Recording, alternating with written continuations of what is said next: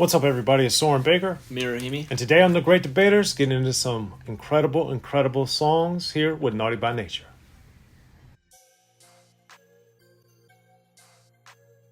All right, Amir, so today on The Great Debaters, we were talking about Naughty by Nature's 1993. But before we get to that, of course, hit that subscribe button. It's right down there and it's free. That enables us to keep coming to y'all as often as possible with as many interviews and episodes of The Great Debaters and First and 15th commentaries, all kinds of things here on Unique Access Entertainment. So please hit that subscribe button. Right next to that is the join button. You can become a member of Unique Access Entertainment and get some perks. So please support us that way if you can. And lastly, of course, if you haven't already, please pick up your own Unique Access Entertainment shirt via our good friends at slangsmith.com. Now, Amir, Naughty by Nature are certified hit makers in the game. This is their second album as Naughty by Nature. Of course, they had the new style before that. But Naughty by Nature, 1993, second album, 1993. Very clever play with the title there. But for you, Amir, what were your first impressions getting into this album and how'd you do it? Yeah, listen, this one after the album before it, Naughty by Nature. And this is probably, actually it is my favorite Naughty by Nature album. Really good. And let's get into one of my tracks. I feel like it's probably in everyone's. It would be Hip Hop Hooray. One of the, I think, most iconic songs in rap history. I mean, the chorus alone is, that's... If there's anything to remember about the song, it's the chorus, right? But this song is excellent for quite a few reasons, one of which being the beat. Beat is awesome. Incredible. Naughty by Nature, great production. KG, underrated, super awesome artist. And Treach just does so well on this. Vin Rock. It's just really excellent. When I think about rap music, when I think about hip-hop, this is one of the songs I think is like in the essentials playlist, right? Like if you had to make a playlist and let's say it was comprised of 50 songs or 100 songs or whatever, this song has to be in there because it's not only fantastic, but it's just, when you think about rap and you think about like some of the most iconic anthems and singles in rap history, this has to be one of them. And it's not like a corny song at all, like by any means. It's really good. It's also really catchy. It has perfect crossover appeal as well, like they had on the previous album with songs like OPP2. And it's just excellent material.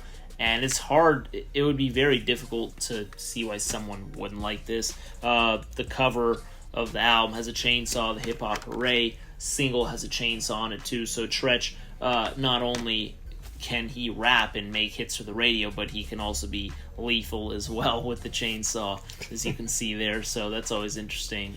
But yeah, has to be one of my picks. It's a masterpiece. I'd be shocked if Soren did not pick it. Hip Hop Hooray is also one of my picks from 1993. And Amir touched on this, and I just think it's remarkable.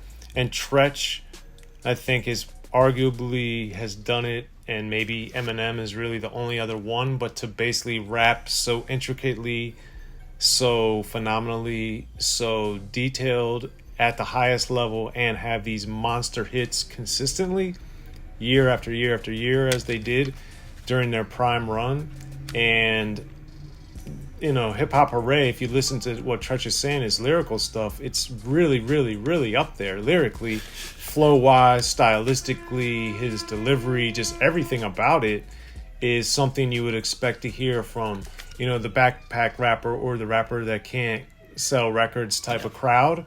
But Treach is doing it, and, these albums are flying off the shelves. So, to me, that's one of the main tricks that Treach and Naughty by Nature were able to pull off, to have extreme and supreme lyricism on their singles, and to have these beats that are super hard but that also have a commercial bent to them. And Hip Hop Hooray is a prime example of that. And like Amir was saying with the chorus, to make Hip Hop Hooray, ho, like the chorus as it goes into it after the end of each verse, it fits so natural, it's so smooth, and it just seems like a natural progression every single time we get to the chorus. And that to me is a testament to their ability as songwriters. And all three of them, Vin Rock shines on here. I like them going back and forth because their voices and styles are so contrasting. And, KG as the silent third member of the group really holds it down. It's just a perfect marriage in every single way, front to back, side to side, top to bottom for Hip Hop Hooray, man. So my pick 2. Amir, what's your second pick for 1993? Man, second pick is going to be another single off the album, but it's clearly doesn't have as much appeal as Hip Hop Hooray. I mean, what can? And this is going to be It's On right here. Really, really, really, really, really, really good song. And Tretch definitely has like something in his hand here too. I just can't tell what it is. It's something. It's something that he can hurt you with. I'll tell you that. But like I can't tell. But anyways, It's On is interesting to me because one, it comes on the second side. As I'm looking at the tape here, at least side 2. It's the first track on side 2, right? And it starts off with a skit, which is very weird to start. I mean, it's not totally weird, but I think this skit wasn't. It's the worst part of an excellent song. It's a long skit sometimes, and I usually like a lot of skits. This one I'm not the biggest fan of. However, man, this beat, when it does drop, I think is one of the stronger ones on the LP. It's really good. I can see why they made it a single. It's obviously not going to be as big as Hip Hop Hooray, but man, is this a great track. And I think Tretch's his rapping on this is so good. It's excellent. And Vin Rock raps on this too, but we have to highlight Tretch here because it's fantastic, right? But on top of that too, this is like one of those songs where I feel like I would really, if someone wants to really hear Tretch rap excellently, which is you can find all over their music. Yeah, I was about to say that. Just randomly you could pick a song. Just randomly go. But I would show them this is one of the ones, as well as the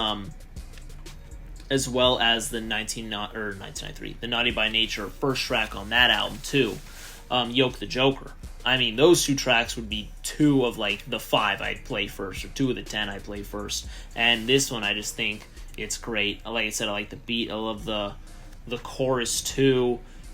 Just a straight banger, just straight hip hop. It's just fantastic.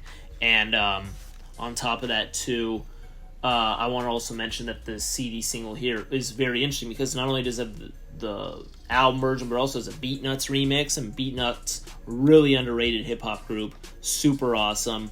And Hip Hop Hooray, Pete Rock remix too on here, which Pete Rock was known for doing some remixes too in the 90s, so shout out to Pete Rock. And Soren, one thing I want to mention that he was saying on Hip Hop Hooray, how he was saying like they were pretty much releasing hit singles at will. I mean, they even had a compilation called Naughty by the Numbers because that's how good they were.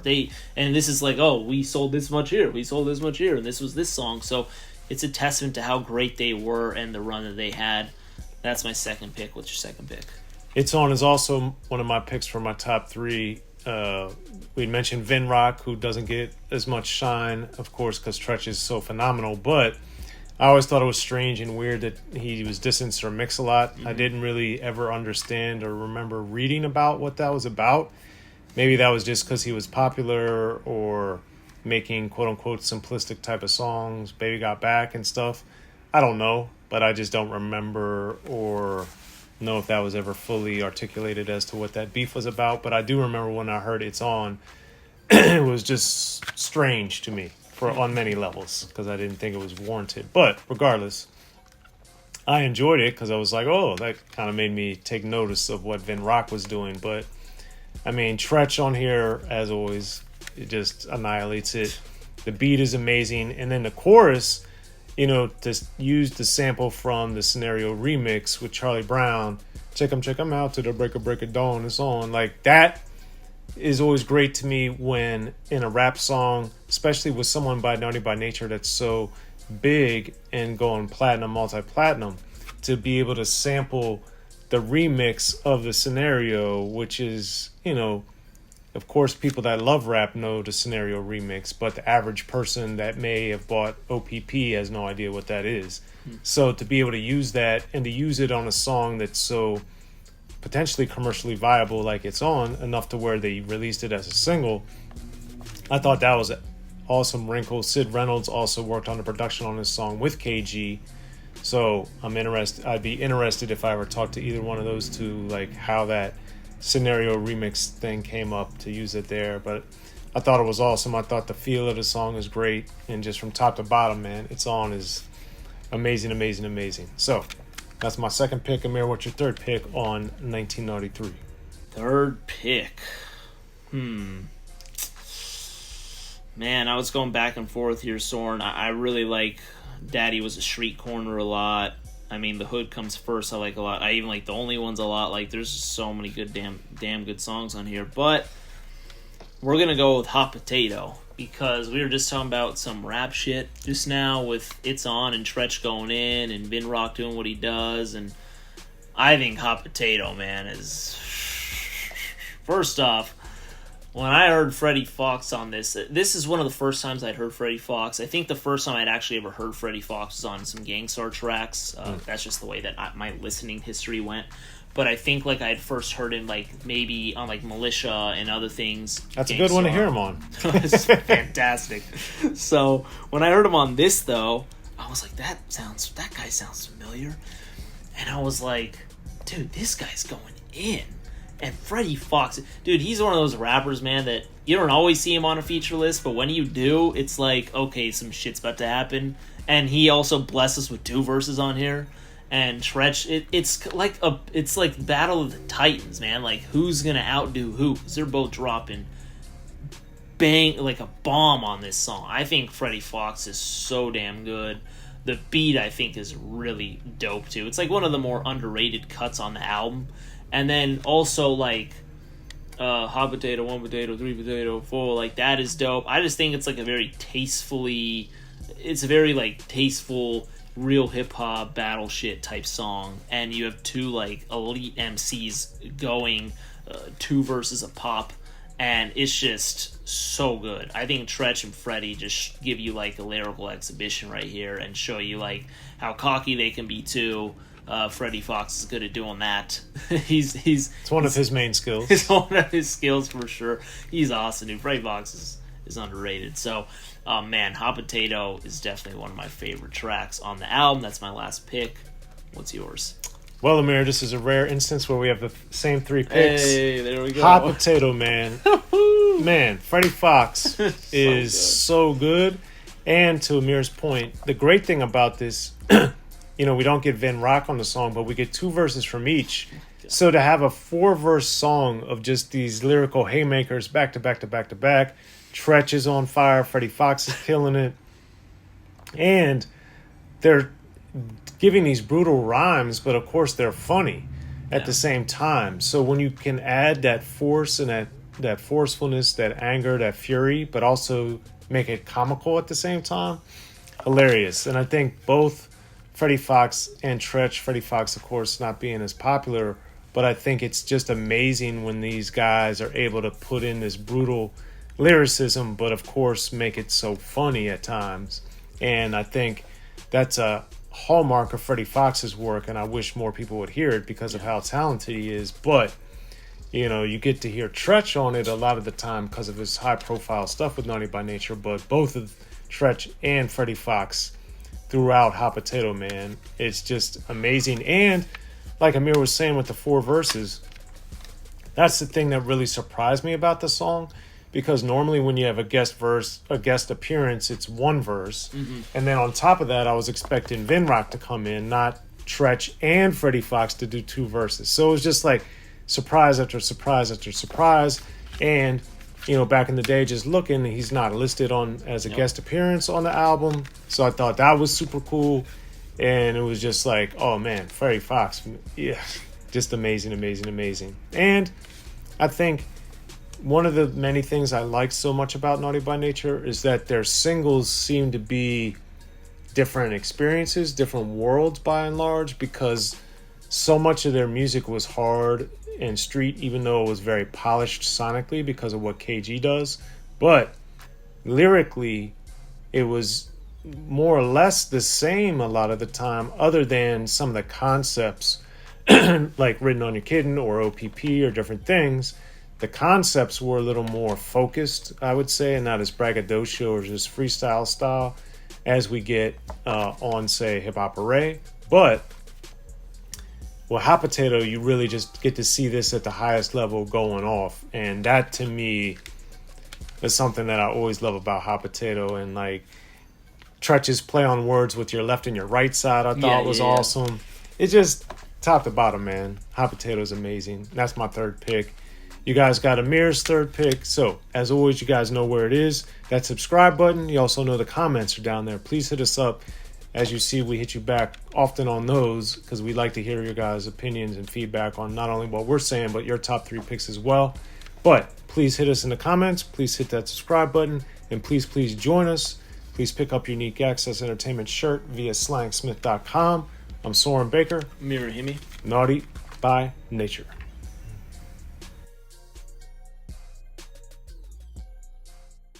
In the beginning, hip-hop was ruled by the East Coast.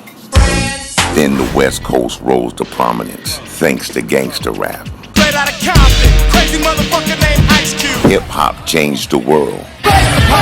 Gangster rap changed the narrative. I'm representing for the gangsters all across the world. And then changed the world again. Cause I'll come and take your life away. The history of gangster rap features unheard stories, unseen photos and documents, all with exclusive interviews from the founders and players who shaped gangster rap. I think a real gangster rapper has to scare you a little bit.